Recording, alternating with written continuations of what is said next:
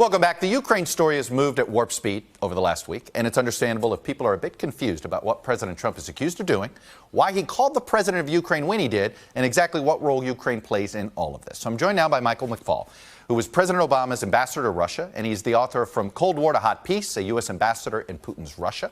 He's currently a professor at Stanford University, a senior fellow at the Hoover Institution. He and I are going to walk you through a brief timeline to at least help you understand how we got to the point we're at. Michael McFaul, we try to do this the way you spend your days, right? Stanford way, yeah. Standing up here in front of our slides. In front of our slides, in front of here. Thanks for having me, Chuck.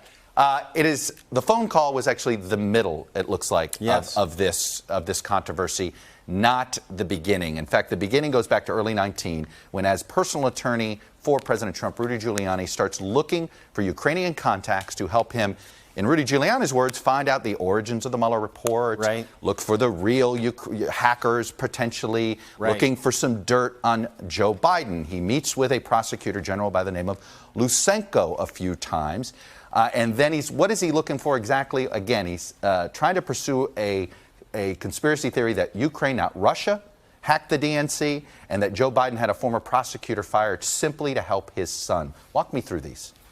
Well, let's start with Joe Biden and the prosecutor. The man before Lutsenko, Mr. Shokin, was the one that we were putting pressure on, the administration and everybody else, and he wasn't doing enough to investigate corruption, including Biden's son. So when Lutsenko comes on the scene, Giuliani thinks he has a new partner, somebody he can go after this story, and he does aggressively.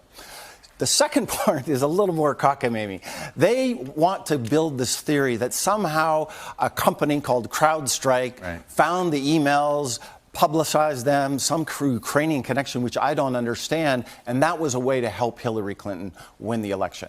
But both of those stories, Mr. Giuliani is trying to find. That's why he's engaged with Ukraine. Well, he is able to get some of this stuff into the conservative echo chamber, mostly through Fox News. You see constantly through the month of March and on Twitter, Ukraine, you know, and Biden, and what's this, and all this stuff. So creating this predicate that somehow this matters.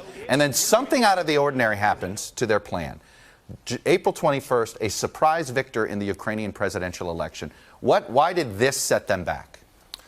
Because the previous prosecutor, Mr. Lutsenko, was their guy. He was working with Giuliani, and suddenly Lutsenko's boss, Poroshenko, loses an election to Mr. Zelensky. So all this work Rudy Giuliani had done to curry favor with who he thought was the president's lead investigator, suddenly out the window, he's like, who's this Zelensky guy? And what are we going to do now? How are we going to keep pushing the story with a brand new president? Well, clearly the president maybe needed leverage. So what do? They force out the ambassador who had been getting into back and forth with Rudy Giuliani. Giuliani cancels his own trip to meet with some people close to Zelensky. Then the ultimate snub, Vice President Pence was going to lead our delegation to Zelensky's inauguration. They yank him, and it was meant to send a message. July 18th, a bigger message. They announced the freezing of the aid, nearly $400 million, that was supposed to go to Ukraine. It isn't clear if the Ukrainian government knew it was definitely being frozen over all of this, but of course this leads to the phone call on July 25th, which, by the way, happened the day after Mueller's testimony to Congress. We think it's worthy of this. But all of those actions leads us to, I would like you to do us a favor, though. This was about what? Well, this is about President Trump asking President Zelensky to help him find dirt on his political opponent in 2020. It's clear as day in the transcript. And there is leverage there. Whether exactly what they knew, I don't think is important. There's always leverage when you're talking to the President of the United States, because all leaders of the world want to have a good relationship with the president. It's especially important when your country is occupied by Putin and you need the leader of the free world to be on your side. And when anybody says, let me ask for a favor, there's no favors in diplomacy. Everything is a quid pro quo. Everything is, you do this, I'll help you. Well, this triggers, obviously, a whole bunch of concern. The whistleblower first goes to his general counsel at CIA. Then he's worried it's going to get squashed. Files the whistleblower complaint. The House begins an investigation.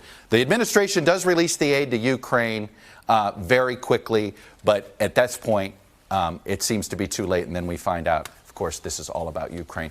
Is there any part of this that you think we don't yet know when it comes to the Ukrainian side that will add to this story? I think it's pretty clear cut myself. I don't think this is a case where we need to know lots more details. The President of the United States used his office not to advance American national interest, but his private electoral gains. The only piece I'm interested in, Chuck, is what's the Russia angle? Because just a few days after that call, he's on the phone with Vladimir Putin. It sounds like that call has also been, somehow put on the secret server. Yep. I would love to know what he talked about Putin. Will Congress Putin. ever see any of the communications between the president and Putin? That is going to be something I have a feeling we're going to talk a lot about. Ambassador McFaul, thanks for doing this. Sure, thanks for having me.